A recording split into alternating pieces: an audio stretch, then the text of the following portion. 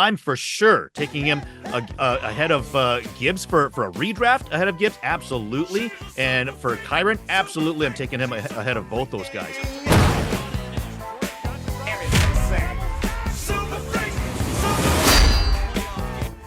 Hello and welcome to another edition of Fantasy Football Freaks. I'm Jason, you know Vaz, and you might know Eric. He's joined us for a couple of videos in the past, and he joins us once again today as we go into 6 players that you need to take ahead of their average draft position for redraft leagues in the 2024 season. Actually, I'm not saying to draft them ahead, but, well, we certainly like where they're going in terms of their average draft position. As we get into that list, just before we do that, I want to remind you that we're starting up a best ball league, and we want you to be a part of it. And all you have to do to get involved is let us know in the comment section below that you want to be in the league.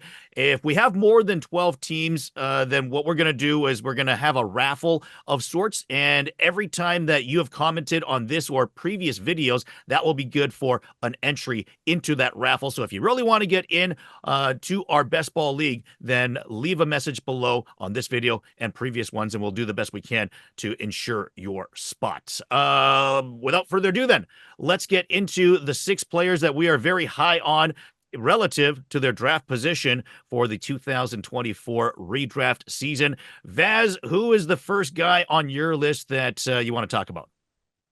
Okay, so the first guy on my list is Mark Andrews, who's currently going at the top end of round 5, at the 49th overall pick. So this is a little bit twofold for me. So I really like Mark Andrews specifically because I think that in Baltimore, he's like the clear number 1 target for Lamar Jackson. I think all the targets in Baltimore will run through Mark Andrews and Zay Flowers. I think they're both capable of handling upwards of 10 to 12 targets per game. And then I think Mark Andrews is the better player. So that's one part. And then the second part of it is I really like targeting elite tight ends early in drafts because I like to have a leg up at that position, which can be a bit of a pain in the ass to start if you don't have that elite guy. And I think Mark Andrews is a little bit undervalued at his current draft position because of his injuries last season. And I think it's very possible that he finishes as a tight end 1, even ahead of Sam Laporta or Travis Kelce, who I think is on the kind of the downward trajectory of his career. So I really like targeting Mark Andrews at maybe the back end of round 4 or the top end of round 5 if you can get him there. All right. I was going to ask, with your last pick, would you take Likely to get the tight end platoon, or are you not wasting a bench spot on that? That's a very interesting question. No, I would gladly take Likely. I think he's a very good player, and I think it's entirely possible that Likely is the 3rd option in that passing game ahead of Rashad Bateman. I think they could play both tight ends on the field because I think Likely is a good enough player and he's showed good rapport with Lamar Jackson as well. So I have no problem taking Likely, especially with Mark Andrews' injury history. It gives you a little bit of added security there.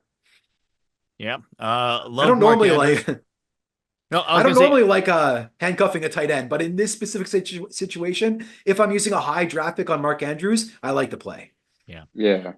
I like Mark Andrews. I like a lot of tight ends. I feel like this year's tight end class is deeper than it's ever been. Obviously we still have some of the top guys, but I feel like there's like a good top 7, 8, 9 guys that, I'd be happy with. Whereas in seasons past, it was like maybe a top 3 or 4. And if you don't get one of those guys, you're kind of screwed. But yeah, certainly Andrews is in the upper end of that top tier. The player that I want to talk about is just beating a dead horse for me, but I'm going to do it again anyways. I've said this for Dynasty, but even in redraft leagues, especially in redraft leagues, I can't believe that Derrick Henry is going as the 10th running back. To me, that's absolutely ridiculous. Even if we're talking about like a PPR league where you're getting a full point extra, I still think he's definitely well inside the top 10. And if you're talking about a half PPR or 0 PPR, then to me, Henry should be in the top 5, if not even possibly in the top 3. When he got the landing spot of Baltimore, yes, he had a poor season last year, but this is a completely different team. He was behind the worst offensive line last season, a terrible defense, a team that barely ever had the lead in the second half. So he's going to just find more usage on a better running team. And he's got Lamar Jackson pulling one more player the other way when they do the read option. So one less player that he's got to run through when it comes to goal line touches or red zone. He's going to have a lot more action. I mean, who are they going to pass it to in terms of weapons? It's not like they have like three amazing receivers either. So I just feel like everything is going for Derrick Henry. I think a lot of people are looking at his age and saying, well, he didn't have a good year last year. He's getting old. Running backs have this age line that, they don't defeat, and you should fade him because of that. I'm not buying that for a moment. I'm taking him early second round. And I'm going to be happy when I get him there, guys. Yeah, my only pushback is early second round. So you're talking like 13 to 15, which is in the range with like Kyron Williams, Jahmyr Gibbs, Saquon Barkley, Jonathan easily Taylor. ahead. I might take Barkley ahead of him. To me, he's in the same conversation with him. I'm for sure taking him ahead of Gibbs for a redraft ahead of Gibbs. Absolutely. And for Kyron, absolutely. I'm taking him ahead of both those guys. We're talking about a guy who's always in the top 3 or 4 running backs every season when he's healthy. And, other than last year when he had a terrible offensive line in front of him, a terrible defense, and because of that, a terrible team. Complete black and white situation this year. To me, I'm buying on that he's going to run Other away. than the offensive line, the Ravens have a terrible offensive line, like bottom 5 in the NFL. I wouldn't say terrible. I would say it's not as good as in the past. But once again, I think Henry is, if you think of which running back in this league could do it without a good offensive line. Obviously, everybody wants a good offensive line. But if you were to take any running back that didn't need a good offensive line, to me, it would be that straight arm that Derrick Henry's got. Yeah. I'll just say a little bit. Oh, go ahead. Okay, I'll just say a little. I agree with Jason fully here. I'll just say that I don't think it matters as much that the Ravens don't have an elite offensive line because, as Jason has said in the past, like Lamar takes a guy out of the box, so running lanes will be easier to find for Derrick Henry. And then when they get into the red zone, and they'll be in the red zone quite frequently with that offense, they like to run the ball. Gus Edwards was very fantasy viable last year on like 10 touches per game because he scored TDs so frequently, and I think Derrick Henry is the clear favorite to lead the league in touchdowns from a rushing standpoint next season. I think he's going to average more than 1 rushing touchdown per game. So I think he'll make up for his lack of receptions with his high touchdown upside. So I really like this call. All right, Eric, guy that you're buying this year compared to his average draft position. Yeah, my first guy is Jaylen Waddle. He's currently valued at wide receiver 18 on Fantasy Pros Composite ADP. Last year, he finished in roughly 13 games. He had 72 receptions, 1,014 yards, and 4 touchdowns, and that had him finish at 34th wide receiver overall, which is pretty terrible for some of you drafting at the end of the second or early third, right around guys like CeeDee Lamb and Amon-Ra St. Brown, not to mention. So on the surface, this looks pretty bad, right? But if you were to kind of extrapolate out his pace on the season, he would have had 94 receptions, 1,324 yards, and 6 touchdowns for 262 fantasy points. In full PPR, that would have been wide receiver 8. I don't know the exact number in half PPR. And I get it. There's health concerns with Waddle. But right now, that risk is baked into his ADP, whereas last year, it wasn't at all, right? So his ADP at pick 35 and wide receiver 18, I think you're really drafting him at his floor. And in addition, when you look at Waddle, there's very few wide receivers where if an injury happens to like their running mate, they have a lead upside, right? So if Tyreek were to miss time or age for some reason out of nowhere starts to catch up with him, which is not something I'm banking on, right? Especially when I take him at this spot. You're looking at probably like damn near a top 5 wide receiver in a high volume passing offense. I think last year Tua led the NFL in passing yards. I think at his current ADP, he's a great pick and he has that high floor, high ceiling. And you're getting him in the mid 3rd or early 4th round of drafts this season. So if you start running back wide receiver, your second wide receiver is Jaylen Waddle, and that feels like a guy that has a very high potential to finish top 12. Yeah, I have always loved Waddle. I feel like he's always been underrated. If you take Waddle and Hill, they are, if not the best, certainly one of the best 1-2 punches in terms of wide receivers in the league. So, yeah, I'm not the greatest fan of Tua, but I think he's got the wide receivers to make a difference. And certainly, I imagine Waddle having a good season this year. Is that because you traded him away and then eventually got 4 firsts for him over multiple trades? That I traded Waddle? I don't think I've ever You traded know, you Waddle. traded away Tua. Oh, yes. I traded away Yeah, Tua. yeah. I mean, this Yes, is I like did. an arbitrage of a long time, Yeah, but that is true. I traded away Tua, but yeah, I would never trade away Waddle. right. Baz, Yeah, I like this as well. Like Waddle's got the talent of a wide receiver one in fantasy yeah, football. He's got the talent, and then yeah, as you guys have said, like Tua can sustain both Tyreek and Waddle. Like he can throw for 5,000 yards. I don't like Tua either, but I love those receivers, and they make him look great. That offense is great. The offense is going to score a lot of points, and I really love his current ADP as well. So I love that call. Yeah. yeah. All right, Vaz, second player that you are high on compared to ADP. Okay, so yeah, my second player is Isiah Pacheco. So running back going as the RB12, I think at the early third round in redraft currently. The reason I chose Isiah Pacheco, who I've become really high on recently, is that first of all, I love the talent. I love the talent. I love the offense he's in, of course. So that offense is going to score some points. I think they want to be running the ball frequently in that offense to like take pressure off Mahomes, right? They've got a good defense as well, so they're going to have a lot of second half leads. But the main reason I'm so high on Pacheco right now is they don't have a clear running back for passing down situations, right? In the past, they had Jerick McKinnon come in, and Jerick McKinnon made himself fantasy viable just playing on third downs. Now they don't have that. They don't have a running back for third downs, and Pacheco is the best running back on their roster by a mile, right? So if he earns some receiving work, man, to the moon. It's possible that he could be a top 5 running back, and you're getting him as the RB12. So even if he doesn't handle that passing down work, I think RB12 is a very fair price point. But if he does get that receiving work, man, like he could just have an absolutely huge season if he were to stay healthy.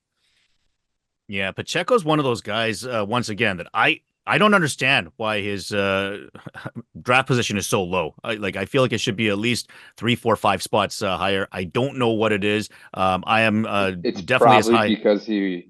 because he was like a seventh round pick, right? So Yeah, but people are Yes. still yeah, that was no, then. This is I don't now. think it means anything. Yeah. I'm trying to parse why it would happen, you know? And No. like Andy Reid loves bell cow backs, but the CEH debacle happened. So instead Yes. of getting your like succession to Westbrook, Shady McCoy, Clyde Edwards-Helaire, there was a gap, right? And I think next time, like this time next year, we might just be laughing at like, wow, I got Pacheco like early third round. That's crazy. He was like the running back 4 or 5 overall. Like it's one of those situations. Yeah. I like this The call a only thing lot. I'm worried about is health. Just because he runs so angry, like, he's got such a Yeah. physical running style that I'm concerned about his health. But you know what? That risk comes with every running back. So you just have to close your eyes and hit select at that spot because it could happen to anybody. Yeah. Yep. Absolutely. The other guy that I want to talk about in terms of average draft position is going, let's see, 57th overall. He's the wide receiver 28, which would make him probably like the third, maybe even fourth best wide receiver on your team, which would be absolutely ridiculous. I'm talking about T. Higgins, who I mean, some people might be low on him because he didn't have a T. Higgins season last year. He's in a contract year because he's playing on the franchise tag. And I don't understand it. I've seen some people argue that because he's on the franchise tag, that they're scared of taking him, which makes absolutely no sense to me because I think if you're playing on the franchise tag, you're advertising for 31 other teams out there how good you are and that you can be an alpha. I think it's clear that Higgins has been the number 2 wide receiver on, the Bengals, but that's because they got Chase there. And although we as outsiders look and say, oh, well, Chase is the better wide receiver, it doesn't mean that Higgins is saying like, oh yeah, I'm not as good as Chase and Justin Jefferson or CeeDee. He's going to be in there in his mind thing. I'm going to be a top receiver on any team that wants me as their top receiver. And he's going to go out there to try to show them that he can elevate his game to another level, and he wants to be paid that way as well. So I expect the fact that he's playing on the franchise tag this year, that he's not paid yet, the fact that he's going to go out there, work even harder, maybe even try to, talk to his buddy Joe Burrow and say, hey, get me the ball more. Like, hey, you do a solid for me because I want the ball. I'm going to get my touches. I'm going to get my yards. And I could see Burrow doing that for a guy like that too. So I can't believe that Higgins is being drafted as late as he is. And I really think that he's going to have a huge, huge year this year. Yeah, I couldn't agree with you more. Like, listen, talent-wise, he's definitely a wide receiver 1, right? Or a high-end wide receiver 2. He's in a great offense. I think you're getting him at this price because of what happened last season. The injuries to himself and to Burrow. The offense didn't look so good, but I mean, like, of course, that offense could very easily rebound. We've seen what they've been able to do in the past. So I think this price is baked into that for that reason. So I love it. I think he's very easily capable of like a high-end wide receiver 2 season, and you're getting him as a wide receiver 3. So I really, really like it. Eric, any thoughts? Yeah, I don't have anything to add. I agree. I think he's discounted. Okay. Who was your second guy that you are buying, Eric? Yeah, so I was really, really tempted to select Malik Neighbors here. I just think he's like an incredible talent, but Daniel Jones is just so bad. So, and that so I went for a player that I thought was undervalued, who's proven it with Cooper Kupp. Sean McVay and the Rams beat writers have been some of the most transparent and truthful in all of the NFL. Last summer, there was the solid drumbeat of Puka, oh, he's going to have a huge role in this offense. And it just kept getting louder. And then right before the season started, Kyron Williams was listed as the co-starter with Cam Akers. And those two guys won a lot of leagues, right? They were either the last pick of your draft or somebody you got first week off the waivers if you were lucky. And this year, what's going on with the beat writers, right? They've been beating the drum on Cooper Kupp's health and his involvement in this offense. The quote I want to start this take with is, Cooper Kupp is all the way back to full health, and the Rams offense is clearly running through Kupp, for ESPN's Jay Fowler. So right now, Cooper Kupp is listed as wide receiver 20 and pick 39 in this year's ADP. And this feels like an easy home run, just a meatball right down the middle, right? Kupp came into last year as a top 5 pick, but got hurt in training camp, which made him have a down season, allowed Puka to emerge to the level that he did, and it really changed everyone's perception on Cooper Kupp. Plain and simple, he's one of the best route running technicians in the NFL. He's always open, and him and Stafford have that rapport that I know him and Puka have been developing, but there's nothing like what Stafford and Kupp have. And he's only played 21 games in the last 2 seasons, so I get it. That's a concern. But 2 years ago, he played 9 games and scored 200 points and was on pace for wide receiver 1 with over 22 points per game. And the players that you're drafting around Kupp includes guys like Stephon Diggs is currently higher than him, which makes no sense. DK Metcalf is in that same tier. Jaylen Waddle. I love Waddle, and it would be a tough decision. Mike Evans is a stud, but I don't think he has the upside that Kupp has. And then Michael Pittman, solid wide receiver 2, low upside, right? I think that you can pretty easily say that a healthy Cooper Kupp has easily the highest ceiling of any players in that list.